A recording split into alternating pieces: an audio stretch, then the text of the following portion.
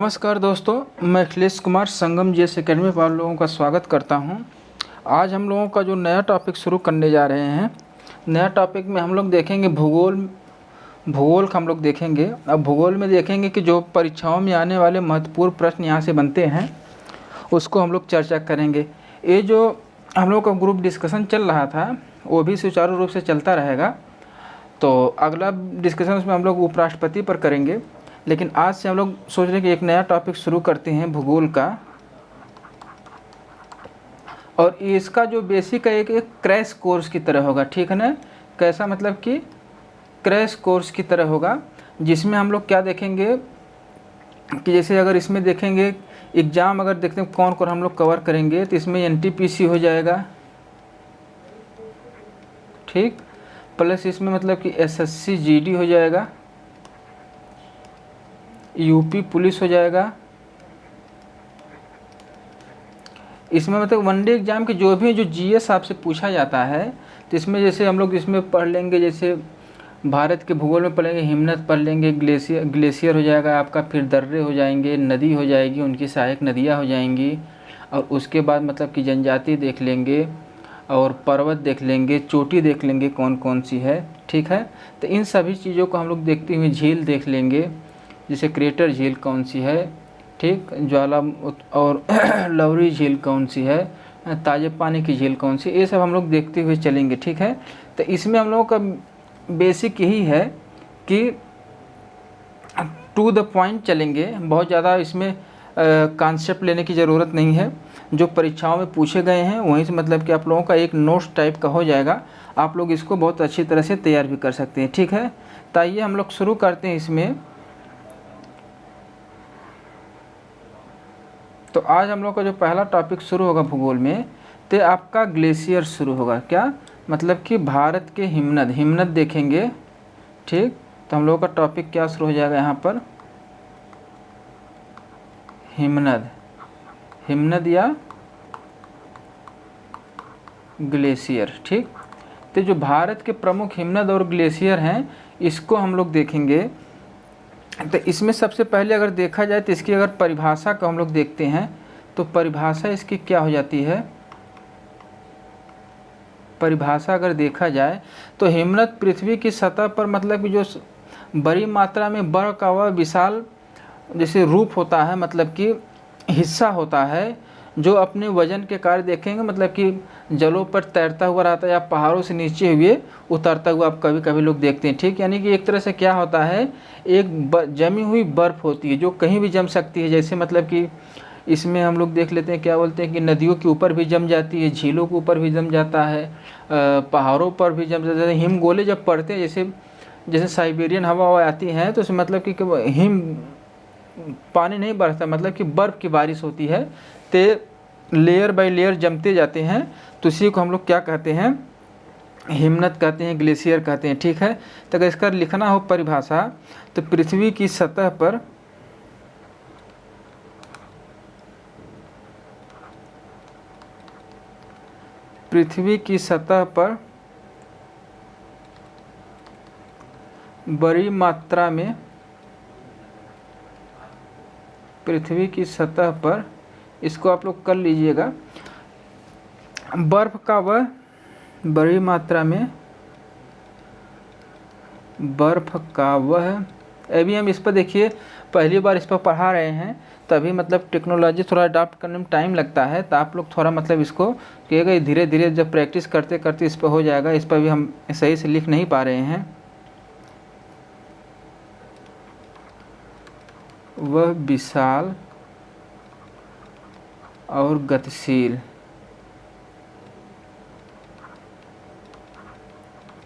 वह विशाल और गतिशील हिस्सा होता है, ठीक है।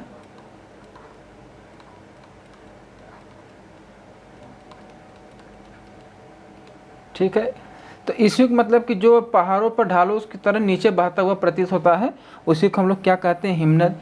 हिमनद को अगर देखा जाए तो इसका एक विशेषता यहाँ पर हो जाती है, क्या हो जाती है कि मतलब कि पर्यावरण का मतलब कि सूचक होता है, जलवायु परिवर्तन का सूचक होता है। क्या हो जाता है, जलवायु परिवर्तन का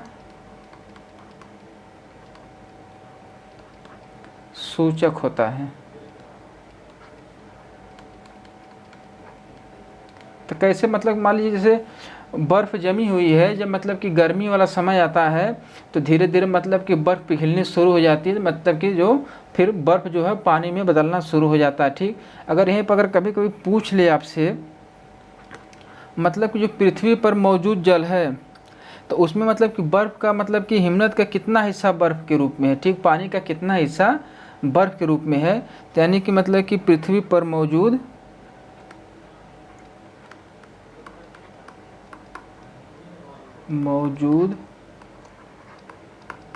कुल जल का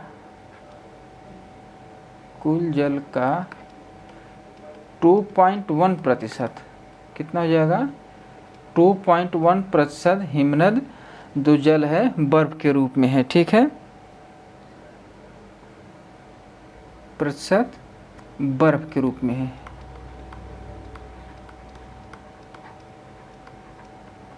ये होगा। ठीक, अभी हम लोग देख लेते हैं इस पर, जैसे ये आप देखिए, ये मतलब कि ये नदियों पर हो गया, झीलों पर ये जो लेयर बाय लेयर जमी हुई है, इसी को हम क्या कहेंगे, यही आपका हिमनद। और देखिए पहाड़ों पर जो ये जमी हुई है बर्फ़, ये पहाड़ों पर जो बर्फ़ जमी हुई है, ये सब, यही सब इसी को हम लोग क्या कहते हैं, ग्लेशियर कहते हैं, हिमनद कहते हैं। ठीक है, तो हम लोग इसमें अब देख लेते हैं, मतलब कि भारत के प्रमुख मतलब कि जो ग्लेशियर हैं उनको हम लोग कवर कर लेते हैं। तो इसमें हम लोग सबसे पहले देखेंगे, पहला अगर हम लोग लेते हैं तो सीधा सीधा जो काराकोरम श्रेणी है, जो सबसे ऊपर हिमालय का सबसे ऊपरी जो हिस्सा है, उसको क्या हम लोग कहते हैं, काराकोरम श्रेणी।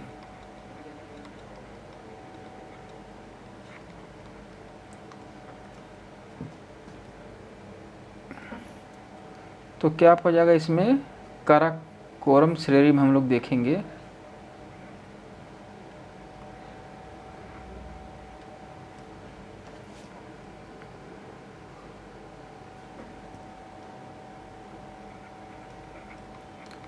काराकोरम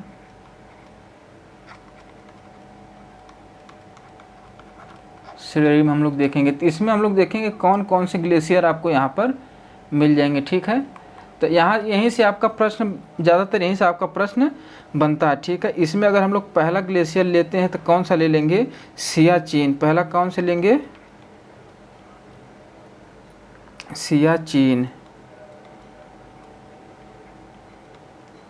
सियाचिन लेंगे। तो इसको देखिए, भारत का सबसे बड़ा ग्लेशियर सियाचिन, विशेषता क्या है, एक काराकोरम श्रेणी में है। ये भारत का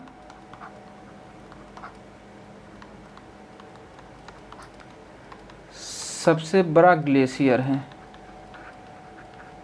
ठीक है, अगर इसकी हम लोग लंबाई देख लेते हैं 76.6 किलोमीटर, इसकी अगर सियाचिन की हम लोग लंबाई देखते हैं कितनी हो जाती है, 76.6 किलोमीटर हो जाती है। ठीक है, ये भारत का सबसे बड़ा है। ठीक, इसके बाद इसमें हम लोग दूसरा देख लेते हैं, कौन सा देख लेते हैं, बाल्टोरो हो जाएगा। यहाँ पर बाल्टोरो, ये नाम पूछ लेता है, बाल्टोरो हो जाएगा। उसके बाद है तीसरा हम लोग देखेंगे हिस्पर। ठीक, चौथा अगर हम लोग देख लेते हैं तो बियाफो, कौन हो जाएगा, बियाफो हो जाएगा। पांचवा अगर हम लोग देख लेते हैं तो बातुरा। ठीक, बातुरा हो जाएगा। छठवां इसमें हम लोग देते हैं, ये सब काराकोरम श्रेणी के हैं। ठीक है, छठवां हम लोग देखेंगे ससाइनी, देख लेंगे ससाइनी। ठीक, ये 6 हो गया, जो मेन आपका महत्वपूर्ण यही है। तो इसमें और कुछ देख लेते हैं, जैसे जो प्रश्न आपका बनता है यही पूछ लेता है, मतलब कि सियाचिन हो गया, बाल्टोरो हो गया, और हिस्पर हो गया, बियाफो हो गया, बातुरा होगा, ससाइनी होगा, मतलब कि कहाँ पर स्थित है, किस श्रेणी में, हिमालय के किस श्रेणी में पाए जाते हैं, तो आपको कहा हो जाएगा काराकोरम श्रेणी में पाए जाते हैं। ठीक है, तो एक इसमें और हम लोग लेते हैं खारदोदीन। ठीक, ये भी आपका कहाँ पर, काराकोरम श्रेणी में ही हो जाता है। एक और हम लोग ले लेते हैं रुंडुन, या इसको रुंडुनू कहते हैं, ये भी काराकोरम श्रेणी में है। ठीक है, तो ये आपके 8 जो ग्लेशियर हो जाते हैं आपके किस में पड़ जाएंगे, काराकोरम श्रेणी में, ठीक है। नेक्स्ट हम लोग देखते हैं यहाँ पर, अब दूसरा वाला जो हम लोग लेते हैं, दूसरा देखिए जम्मू कश्मीर हम लोग ले लेते हैं। यहाँ पर कुछ है नहीं, जम्मू एंड कश्मीर, ठीक है। यहाँ पर ज़्यादा कुछ आपको मिलेगा नहीं, यहाँ 2-3 है, लेकिन बहुत यहाँ से प्रश्न आपका बनता नहीं है, ठीक है। एक तो जम्मू कश्मीर हम लोग देखते हैं, 3 दर्रुख हम लोग यहाँ पर ग्लेशियर को देख लेंगे। एक तो आपका हो जाता है रीमो, कौन सा हो जाएगा आपका, रीमो हो जाएगा। दूसरा अगर हम लोगों को देखना है यहाँ पर पुनमा हो जाएगा, कौन सा हो जाएगा, नाम आप लोग इसका याद रखिएगा, आपको यहाँ से बहुत ज़्यादा यहाँ से पूछता नहीं है, ठीक है। और एक आपका हो जाता है पुनमा के बाद क्या हो जाएगा आपका रूपल, रूपल, यानी कि जम्मू कश्मीर में अगर पूछा जाए तो कौन कौन हो जाएंगे, रीमो हो जाएगा, पुनमा हो जाएगा और रूपल हो जाएगा, ठीक है। इसी तरह हम लोग देख लेते हैं एक नेक्स्ट में अगर हम लोग देखते हैं तो तीसरा अगर हम लोग इसमें ले लिया जाए तो एक सिक्किम का ले लेते हैं, कौन सा तीसरा में हम लोग लेंगे तो कौन सा हो जाएगा, सिक्किम, ठीक। सिक्किम में अगर हम लोग देखेंगे तो सिक्किम में आपका पड़ जाएगा, यहाँ पर एक ग्लेशियर आपको मिल जाएगा, जेमू ग्लेशियर मिलेगा, कौन सा, सिक्किम में कौन मिल जाता है हमारा, जेमू, ठीक। ये सिक्किम महत्वपूर्ण है, ये मोस्ट इम्पॉर्टेंट है, इसको आप लोग कर लीजिएगा, क्या मोस्ट इम्पॉर्टेंट में लिख लीजिएगा। यहाँ से ये भी क्वेश्चन बहुत बार पूछा गया है, पूछ लो तो लोग कंफ्यूज कर देता है यहाँ पर, ठीक ना। तो एक तो यहाँ पर हम लोग देखेंगे कहाँ से इसमें की विशेषता क्या है, यहाँ से कौन सी नदी निकलती है, तो यहाँ से पूछता तीस्ता नदी, मतलब कि देखा जाए तो जेमू ग्लेशियर से निकलती, कौन सी, तीस्ता नदी, तीस्ता नदी का उद्गम स्थल है, उद्गम स्थल, तो कौन सा जाता है तीस्ता नदी का उद्गम स्थल, तो मतलब कि जेमू ग्लेशियर से ही निकलती है, ठीक। और सिक्किम एक और आपको देख लेते हैं जो कंचनजंगा जो है, कंचनजंगा, ये भी ग्लेशियर है, जो ये कहाँ पर अगर देखेंगे इसकी तो ये भारत और नेपाल दोनों में है, भारत व नेपाल, ये दोनों जगह आपको ये मिल जाएगा, ठीक है। और एक जगह और आपका बचता है उत्तराखंड, तो उत्तराखंड में थोड़ा सा हम लोग देख लेते हैं, तो 3 हो गया, चौथा हम लोग प्लेस जो ले रहे हैं कौन सा, उत्तराखंड। उत्तराखंड में अगर हम लोग देखेंगे तो यहाँ से भी हम लोग 2 स्थल को ले लेंगे, 2 स्थल में देखें कौन सा, एक आपका हो जाएगा मिलाम ग्लेशियर, कौन सा हो जाएगा, मिलाम हिमनद या मिलाम हिमनद, ठीक।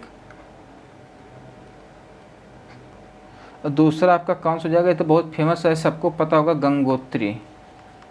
ये सब कहाँ है, ये भी दोनों आपका बहुत बार, ये भी मोस्ट इम्पॉर्टेंट में आपको लोग कर लीजिएगा, ये भी बहुत बार पूछा गया है पेपर में, ठीक है।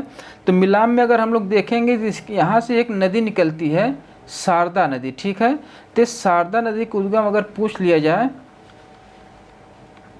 शारदा नदी का उद्गम स्थल कौन सा है, मिलाम हिमनद, उद्गम स्थल है, ठीक है।